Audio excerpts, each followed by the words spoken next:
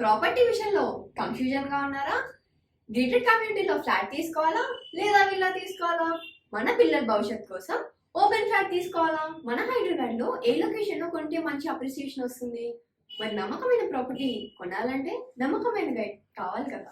Property advisor కోసం సంప్రదించండి Varahaswamy property గూగులర్. Contact 7207218485. Shri గురుభ్యో నమ. శ్రీ మహాగణాధిపతే నమ. శ్రీ మహాసరస్వత్యే నమ. ఓం శ్రీమాత్రే నమ. భక్తులందరికీ కూడా, ప్రేక్షక మహాశైలందరికీ, భక్తులందరికీ నమస్కారములు. మనకు ప్రతి నిత్యము కూడా జీవితంలో అనేకమైనటువంటి సుఖదుఖాలతో జీవితం నిండి ఉంటుంది. ఈ సుఖదుఖాల్లో ముఖ్యంగా మనం చెప్పుకోవాల్సినటువంటి విషయం ఏంటంటే, ప్రతి నిత్యం కూడా ఎవరికి ఏదో ఒక కష్టం అనేది ఎదుర్కొని ఉంటూ ఉంటారు. అది ఏ రకంగా కూడా మనకు లాభసాటి కాగా ఇంకా పైగా దాని ఎంతో కష్టములన్నీ కూడా ఇంకా వ్యతిరేకమైన చర్యలకు వెళ్తూ ఉంటుంది. మరి వీటిని మనము ఎలా ఎదుర్కొని పైకి రాగలము అనేటువంటి సందేహం అనేది ప్రతి మనిషికి ఉంటుంది. మరి వీటి నుంచి మనం బయటికి పడడం ఎలా? దానిలో ఉండేటువంటి ఆ యొక్క దరిద్ర దేవత అని మనం ఏదైతే అనుకుంటామో, ఏది మొదలుపెట్టినా మనకు రివర్స్ కావటమనో, ఏది మొదలుపెట్టినా మనకు ఆటంకాలు ఉండటమో జరుగుతూ ఉంటుంది. ఆ పనులన్నీ జాప్యం జరుగుతూ ఉండడం వల్ల నిరాశ నిస్పృహలోని ఎప్పటికీ మనం ఎంత చేసినా ఇంతేనా మన జీవితం అని ఒక ఆలోచనలో ఉంటాం. కాబట్టి దానికి మనము అనేక విధమైనటువంటి మార్గాలు అనేటువంటివి సూచించబడుతున్నాయి. మరి ఆ మార్గాల్లో ముఖ్యంగా మనము ఈ 12 రాసుల వారికి ప్రతినిత్యము కూడా ఏదో ఒక కష్టంతో బయటపడటానికి ఏ విధమైనటువంటి పరిష్కారాన్ని చూసుకోవాలి అని ఆలోచిస్తూ ఉంటాం. కాబట్టి దానికి సంబంధించి అలక్ష్మీ నిరహరణ అంటే మన దరిద్ర దేవతని సంస్కృతంలో అలక్ష్మీ నిరహరణార్థం అని అంటాం.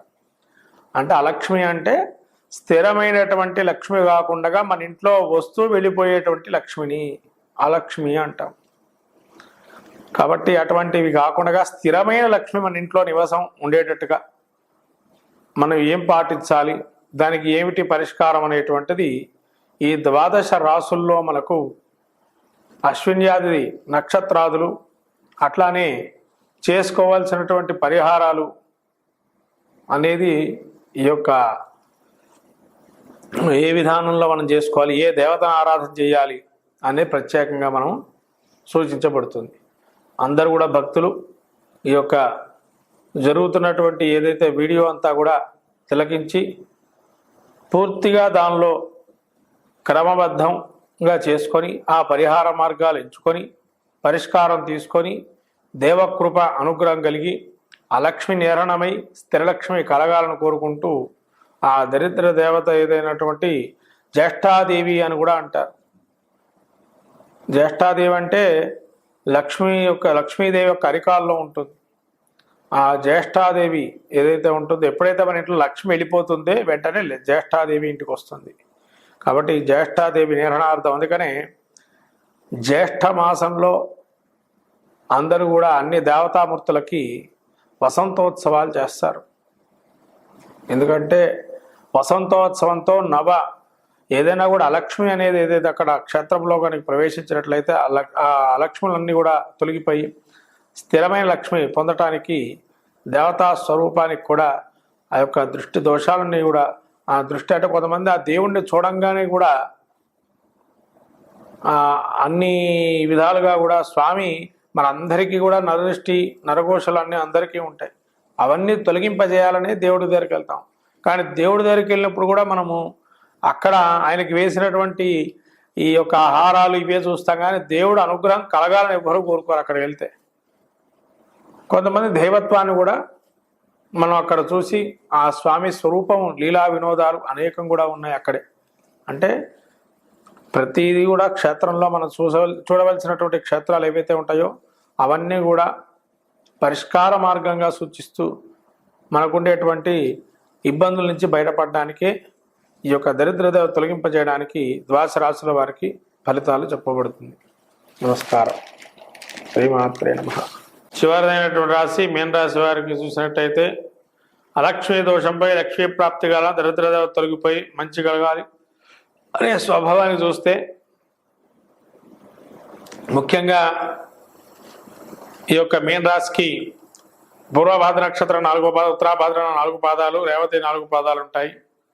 వీరి యొక్క పరిస్థితి చూస్తే ఊహాచరితమైన ఆలస్యాలతో ఉండి అంది రియలిస్టిక్ కన్నా మెటీరియలిస్టిక్ కన్నా రియలిస్టిక్ కన్నా భిన్నంగా ఆలోచిస్తూ ఉంటారు.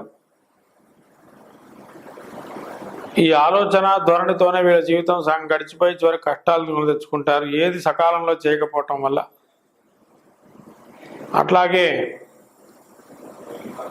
కొన్ని పేరు గొప్పలు చెప్పుకోవటం వల్ల ఆ కష్టాలు కూడా తెచ్చుకుంటారు, ఏది లేకపోయినా కూడా. అలా కూడా వీళ్ళకి అలక్ష్మి అంటే లక్ష్మి అనేది ఎంత అప్పులు చేసుకున్నా కూడా ఒక్కోసారి అది తీరుస్తామా లేదా అనేటువంటి ఆలోచన పక్కన పెట్టి తెచ్చుకోవడం జరుగుతుంటుంది. మరి ఏంటంటే మా పరిస్థితి అనుకుంటే ఈ లక్ష్మీ దోషాలు లక్ష్మీ ప్రాప్తి కలగాలి అని అంటే ముఖ్యంగా ఉత్తరాభాద్ర నక్షత్రము, ఈ యొక్క పూర్వభాద్ర 4వ పాదం వారికి తెలివితేటలతో బాగా పైకి వస్తారు కాబట్టి జీవనంగా కొంతవరకు బాగానే ఉంటుంది. ఈ ధన సంబంధమైన చికాకులు మాత్రం ఉంటాయి. తర్వాత ఉత్తరాభాద్ర నక్షత్రం వారికి సంపాదన వస్తుంటుంది పోతుంది, కానీ చక్రం తిప్పుతూ ఉంటారు, కష్టాలు వచ్చినా కూడా ఆగుతూ ఉంటారు అట్లానే. మళ్ళీ రేవతి నక్షత్రానికి కొన్ని పేరు గొప్పలు చెప్పుకోవడం, ఊరు తిప్ప అన్నట్టుగా ఎంత పేరున్నా ఒక్కోసారి అప్పులుగా కూరుకుపోవడం జరుగుతుంటుంది. ఈ కష్టాలన్నీ తొలగి ఇప్పుడు పోతాయని ఆలోచిస్తుంటారు. ఈ పూర్వభాద్ర నక్షత్రం వారు 4వ పాదం చూస్తే కష్టాలు పరిష్కారం కావాలి, అలక్ష్మీ దోషంపై లక్ష్మీ ప్రాప్తి కలగాలి అని అంటే కనకధార స్తోత్ర పారాయణం చేయటం చాలా మంచిది. అట్లానే మహాలక్ష్మి ప్రీతిగా ప్రతి శుక్రవారం తులసీదళ లక్ష్మీదేవికి సమర్పణ చేయటం, అట్లానే లక్ష్మీదేవికి ప్రీతిగా అతి మధురాల్లో ఉండేటువంటి తేనెని నైవేద్యంగా పెట్టడం, ఈ తేనెని దానం చేయటం కూడా చాలా మంచిది. ఈ ఉత్తరాభాద్ర నక్షత్రం పెరుగు దానం చేయటం చాలా ఉత్తమమైన విషయం.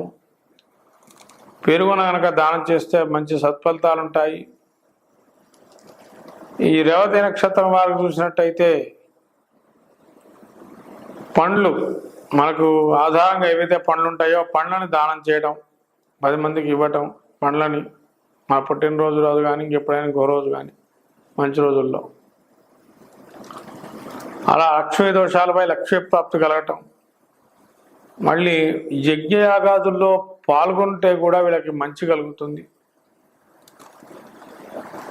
తర్వాత పుణ్యక్షేత్ర దర్శనాలు చూసుకున్నట్లయితే వైష్ణవ క్షేత్రాలు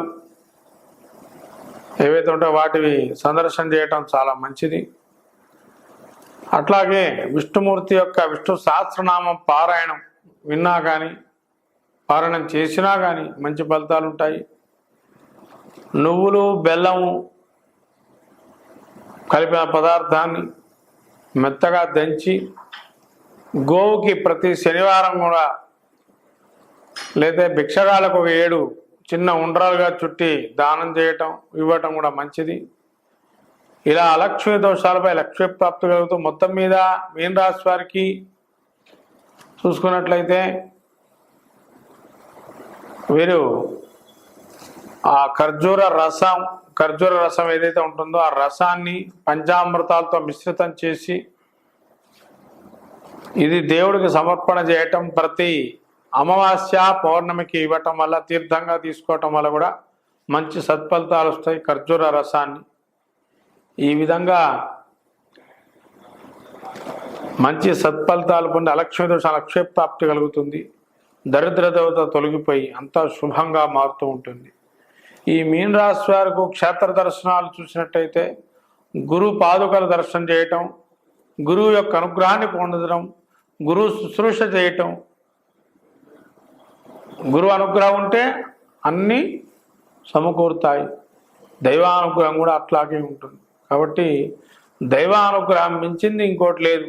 దైవానుగ్రహం కలగాలన్నా గురువు యొక్క అనుగ్రహం కలగాలి, అప్పుడే పరిపూర్ణమైనటువంటి మనకు కష్టాలు అన్నీ తొలగిపోయి ఆ లక్ష్మీ దోషాలపై లక్ష్మీ ప్రాప్తి అనేది కలుగుతుంది. మొత్తం మీద 12 రాసుల వారికి చూసినట్టయితే 12 రాసుల వారు కూడా లక్ష్మీ ప్రాప్తి కలగాలి అనంటే మారేడు కాయలని దంచి హోమంలో వేస్తే మంచి సత్ఫలితాలు పొందుతారు ఈశ్వరానుగ్రహం వల్ల. శ్రీమాత్రేణ మారి. ఓం శ్రీ గురుభ్యో నమః. తత్సతు.